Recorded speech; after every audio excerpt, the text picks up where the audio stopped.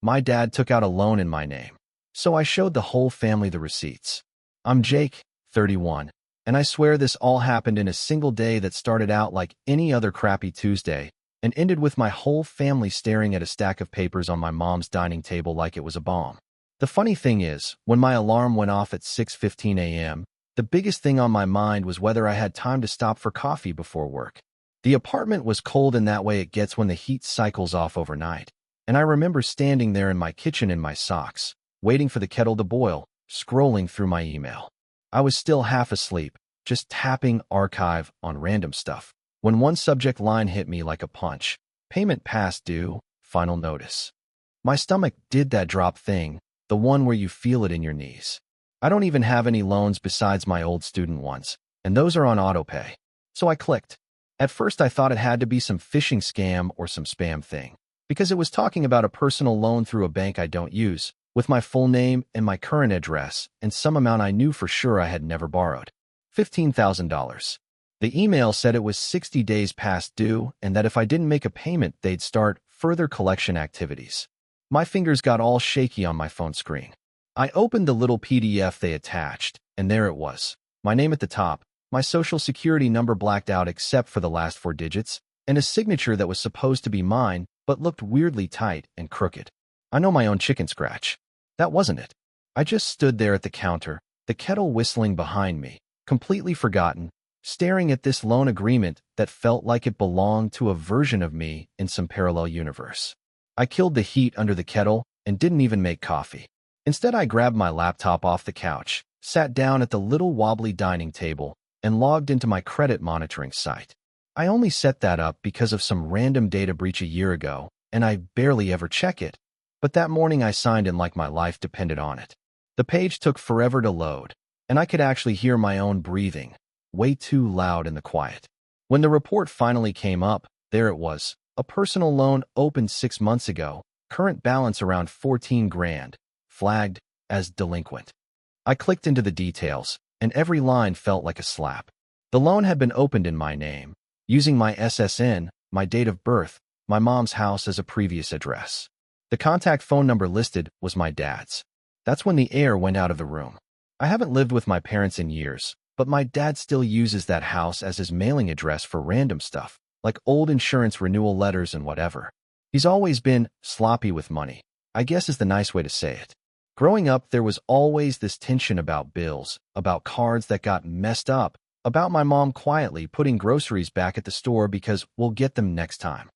I learned early not to ask too many questions, but seeing his phone number where mine should have been on a loan in my name hit different. It wasn't some abstract, dad has money problems thing anymore. It was dad literally signed my name on something and stuck me with it. I felt my face get hot. I just sat there, staring at the number, replaying every time he'd asked me casually for my social for some paperwork over the years. I called work and told them I was sick. I didn't even try to make it convincing. My voice was already wrecked. My manager just said, "Yeah, feel better, man," and that was that. After I hung up, I dialed the number in the loan email and spent the next 40 minutes on hold listening to the same terrible piano loop, tapping my foot so hard the table shook. When a rep finally answered, I tried to sound calm, but I could hear the edge in my voice as I explained that I never took out this loan. She asked a bunch of security questions, confirmed my SSN and address, and then read back the contact info on file. It matched the credit report exactly, including my dad's number. When I told her that wasn't my phone, there was this long pause, and she said something like, "Sir, if you believe this is fraud, we'll need you to submit an identity theft report and a police report." Saying the words "police report" out loud in my tiny apartment felt unreal. I paced between the couch and the window, the phone pressed to my ear, while she explained the process. I could tell this wasn't the first time she'd gone through that script.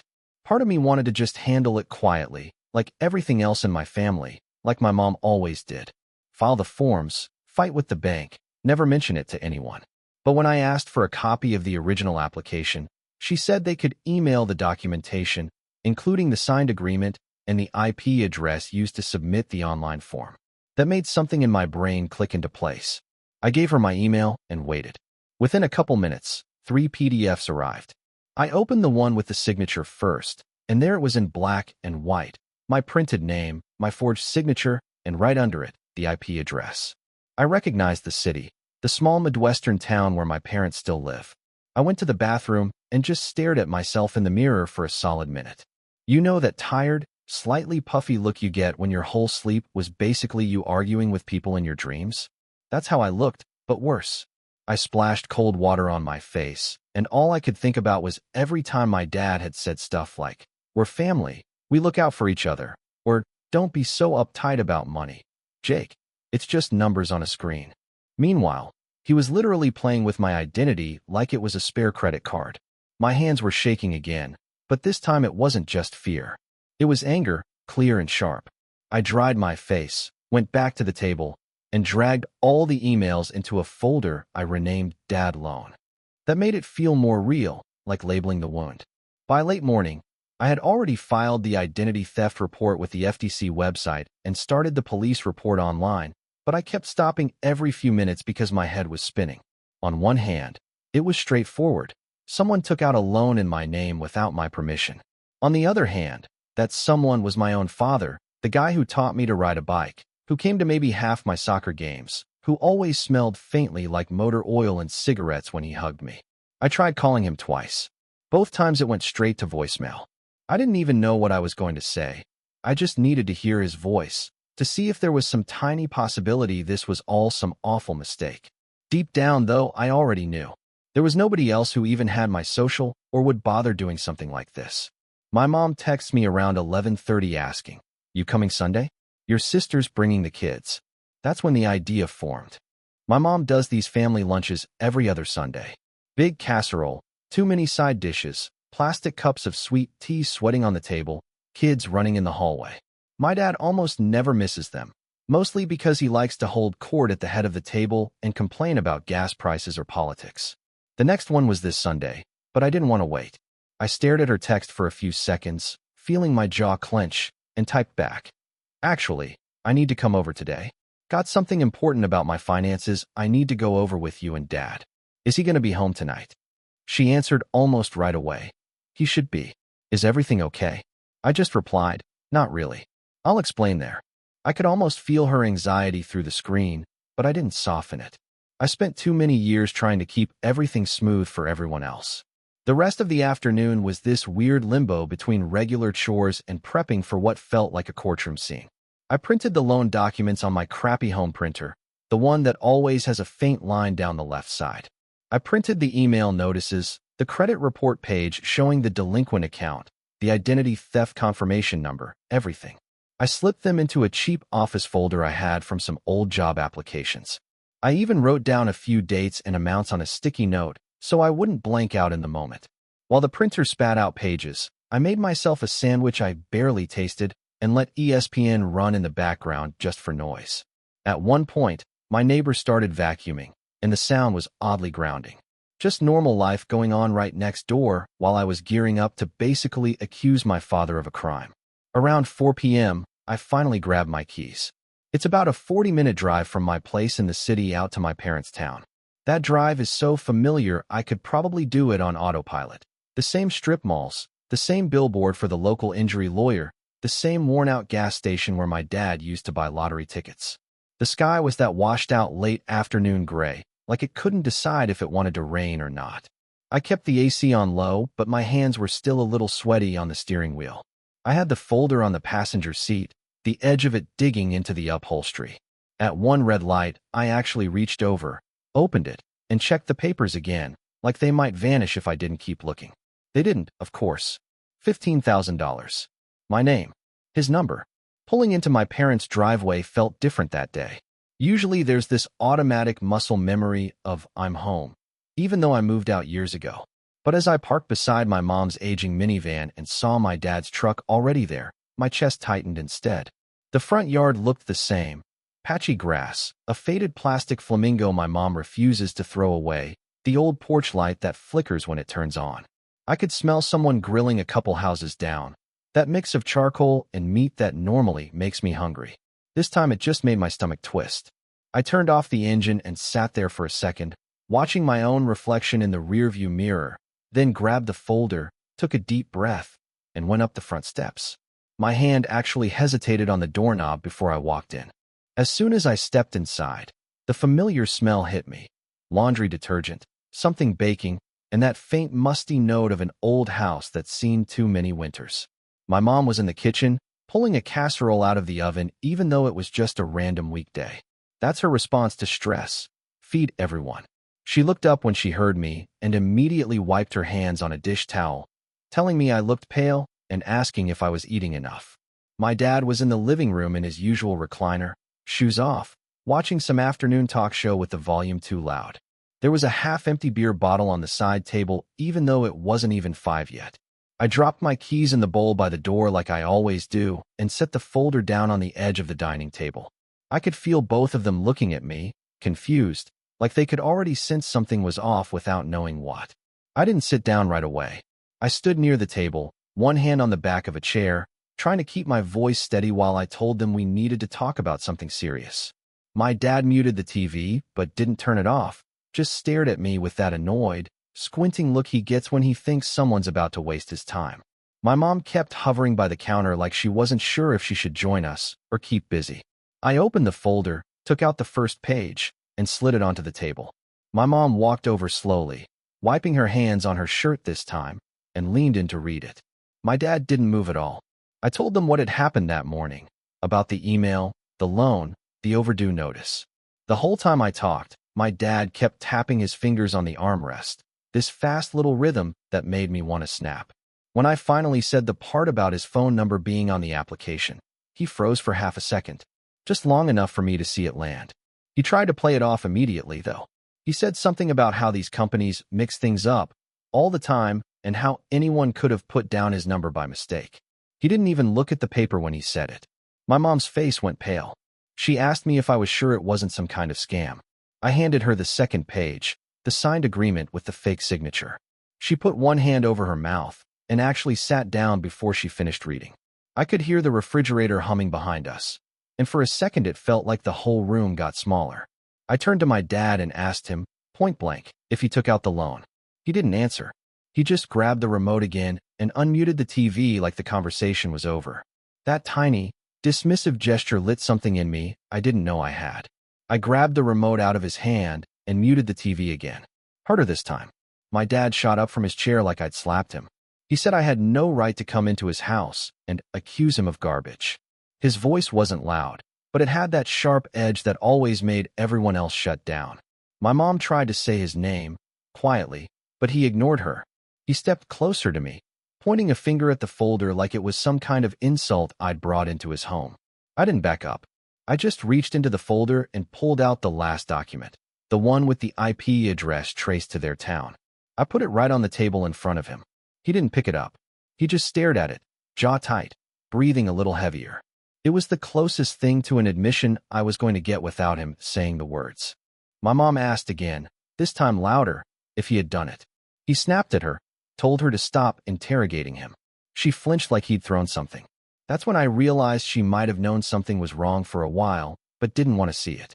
I told them I had already filed an identity theft report and that the bank was investigating. My dad's whole posture changed at those words. His shoulders tensed, he crossed his arms, and he finally sat down like his legs gave out. He muttered something I couldn't hear. My mom sat next to him, asking what he'd done, her voice shaking. He still didn't answer. The air in the room felt thick, like everyone was breathing too shallowly. A timer on the stove beeped loudly, and none of us moved to turn it off. When he finally spoke, he didn't look at us. He stared at the coffee table, jaw working like he was chewing on the words. He said he thought he could pay it off before I ever found out. He said he was in a tight spot and that it was only supposed to be temporary. My mom covered her face with both hands. I just stood there, holding the back of the chair so hard my fingers hurt. I asked him why he didn't just ask me. He shrugged. Actually shrugged. Like the idea of being honest with his own son was somehow beneath him. He said I would have made a whole big deal about it, and that he didn't need the attitude when he was trying to fix things. That word fix made me laugh in this bitter way I didn't mean to. The sound actually startled my mom. I asked him how many times he'd used my information before. That was when he got defensive again, pushing back from the table and telling me not to accuse him of being a criminal. I reminded him that forging a signature on a loan is literally a crime. He didn't like that. He stood up again, pacing toward the hallway, and said I was making things worse by involving the bank and the police. My mom looked between us, eyes darting like she didn't know who to reach for. He said if this all blew up, we could lose the house. That's when I felt something cold settle in me. Because suddenly, it wasn't about him stealing from me. It was about him trying to guilt me into protecting him from the consequences of what he did. I told him I wasn't covering for him. My voice came out steadier than I expected. I said the loan was already in collections, that the damage to my credit had already happened, and that pretending nothing was wrong wouldn't fix any of it.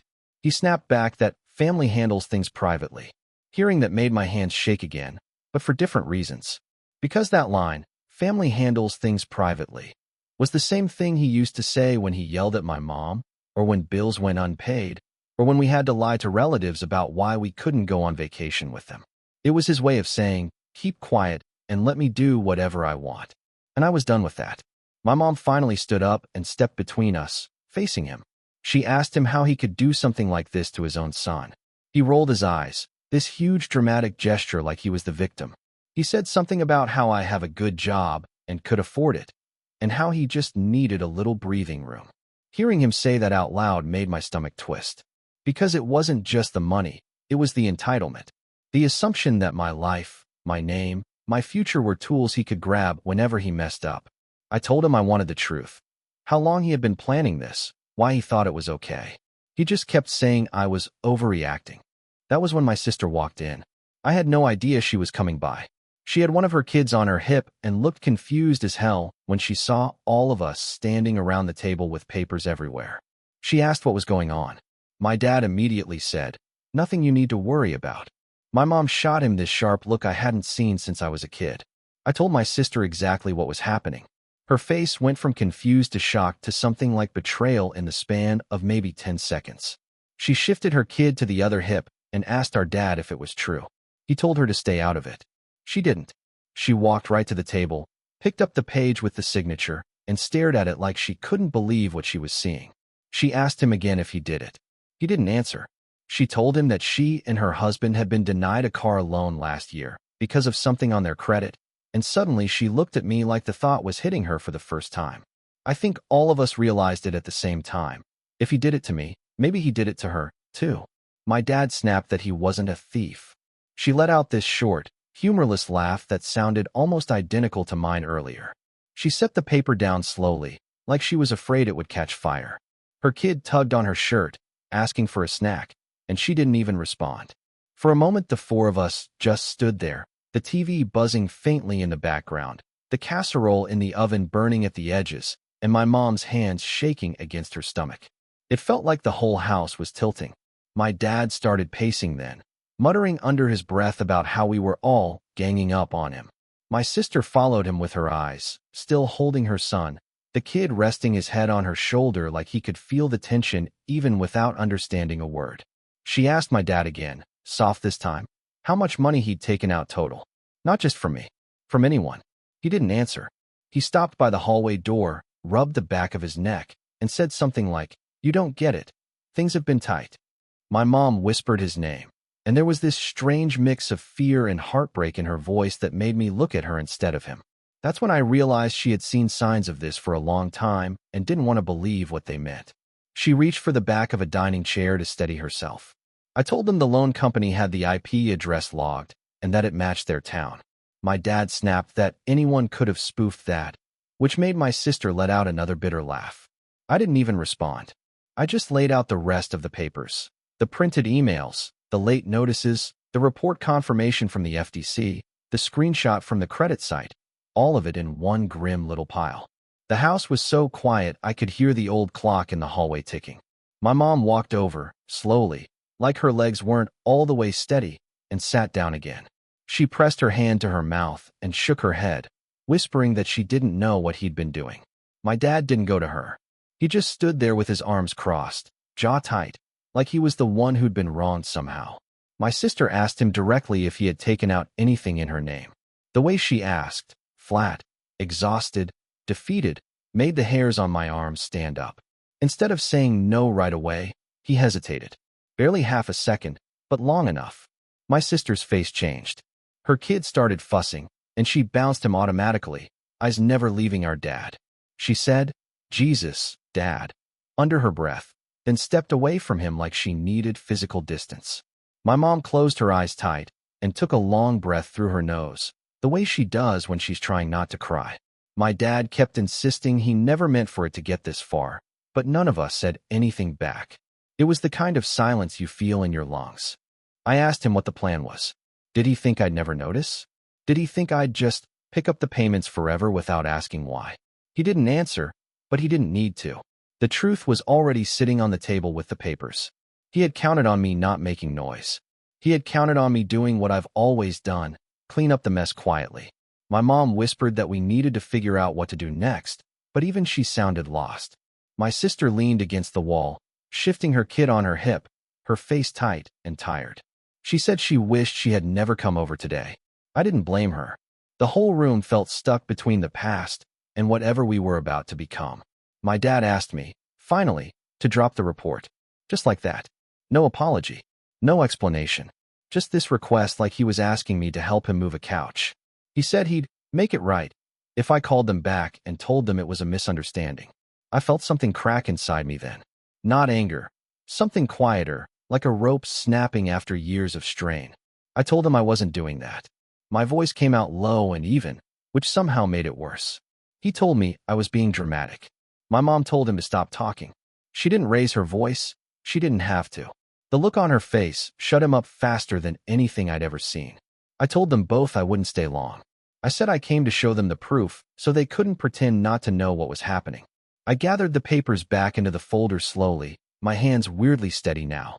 My sister was watching me, eyes red but dry. She asked what I was going to do. I told her the bank and the police would handle it, and I'd follow whatever process they told me to. My dad scoffed. I didn't look at him. I couldn't. My mom's eyes filled up again, but she didn't stop me. She didn't ask me to protect him. That told me more than anything else had. As I slid the last paper into the folder, the casserole timer beeped again. It had burned completely by then. The smell was thick and sharp in the air. My mom didn't move to take it out. Nobody did. My dad stood there shifting his weight, tapping his fingers against his arms like he wanted to say something, but couldn't decide what lie to go with. My sister rubbed her forehead with her free hand, whispering that she needed to get home. Her kid tugged on her necklace, whining now, and she finally turned away from our dad like she couldn't look at him anymore. For a moment, nobody said anything. The silence felt like a physical weight on the table. I walked toward the front door, folder under my arm. My mom followed me into the entryway. She kept wiping her hands on her jeans, this nervous habit she has, and asked me quietly if I was okay. I told her I would be. It wasn't a lie, exactly, but it wasn't the truth either. She asked if I'd still come on Sunday. I looked at her for a long second and said I didn't know. She nodded, like she already expected that answer. She didn't hug me. She didn't have to. Her entire face was saying everything she couldn't. I told her to take care of herself. She said she would. As I opened the door, I heard my dad calling my name from the living room. I didn't answer. I stepped outside into the early evening air, which smelled like somebody nearby had just mowed their lawn. The sky was dull and heavy, but for some reason the light felt too bright. I walked to my car slowly, the folder digging into my arm, my heart beating strangely steady. When I got in, I saw my reflection in the window, tired, older, but clearer somehow. I pulled out of the driveway without looking back at the house. I could feel the weight of the day settling into my chest, this combination of relief, guilt, anger, and something I didn't even have a name for yet. Halfway down the street, I finally exhaled. I drove the whole way home with the radio off. By the time I pulled into my parking lot, the sky had gone almost dark, and the inside of my car felt too quiet.